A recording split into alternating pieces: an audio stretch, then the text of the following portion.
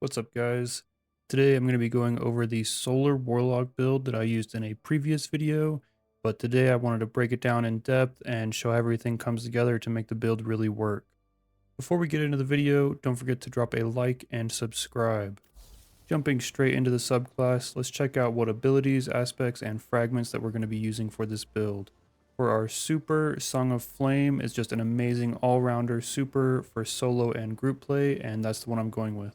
For our class ability, I personally like to use Phoenix Dive, giving me restoration times 2 whenever I cast it, but the new Empowering Rift buffs do look very nice and might be worth considering depending on your playstyle.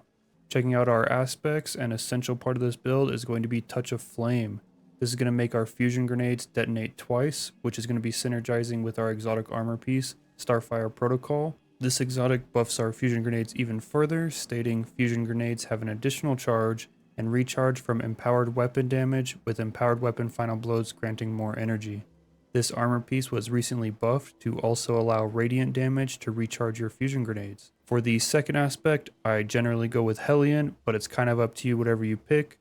I just use Hellion because it's nice to have a little extra damage and sometimes having the ignition pop off every now and then. Now coming into our aspects, first I take Ember of Torches, giving me Radiant on demand for an easy 20% weapon damage increase, as well as giving my weapons anti-barrier capabilities. Next up, we've got Ember of Searing. Pretty straightforward here. This is going to create fire sprites after defeating scorched targets, which is going to be any mob that you kill after damaging them with your fusion grenade. Speaking of fire sprites, our next fragment is Ember of Mercy. This fragment is going to be giving us restoration times 1 for every fire sprite we pick up.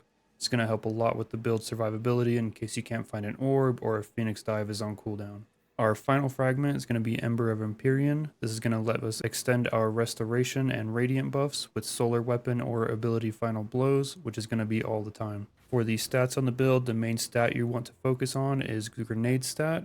Pushing this stat all the way up to 200 will give you an additional 65% damage increase. After getting this stat as high as you can, consider investing into whatever secondary stats fit your playstyle best. Here I went with 160 grenade, 110 weapons, and 70 super as my main stats. Let's take a look at our armor mods. For the helmet, I went with double ashes to assets for bonus super energy on grenade kills since we're using them all the time, as well as a harmonic siphon to generate orbs of power from solar weapon final blows. On our gauntlets, I've got bolstering detonation to give me class ability energy when causing damage with a grenade, as well as 2 grenade font mods, which is going to give me plus 40 grenade stat while I have an armor charge, which puts me at 200 grenade total after picking up an orb of power. Onto the chest piece, this is going to be a resist mod, so adjust them based on the activity that you're doing or speccing into ammo generation mods. For our boots, I've got 2 solar weapon surges to give my solar weapons an extra bump in damage, as well as stacks on stacks to make sure I always have max armor charge.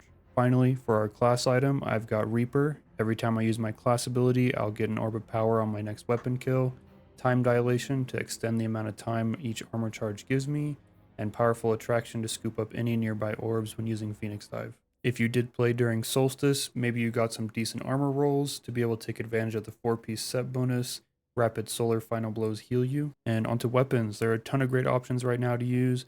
Devil's Ruin has proven to be one of the best featured solar exotics right now and plays great with this build. Personally, I'm using a Yeartide Apex that I got from Solstice with Demolitionist and Chaos Reshape. For my special weapon, I am of course using Mint Retrograde. This is probably the best special weapon in the game right now, so make sure to pick one up whenever you can. For heavies, I've been using Finality's Augur. Dragon's Breath is a great alternative, and for a legendary pick, the new Solar Heavy Grenade Launcher, Outrageous Fortune, has some great rolls on it.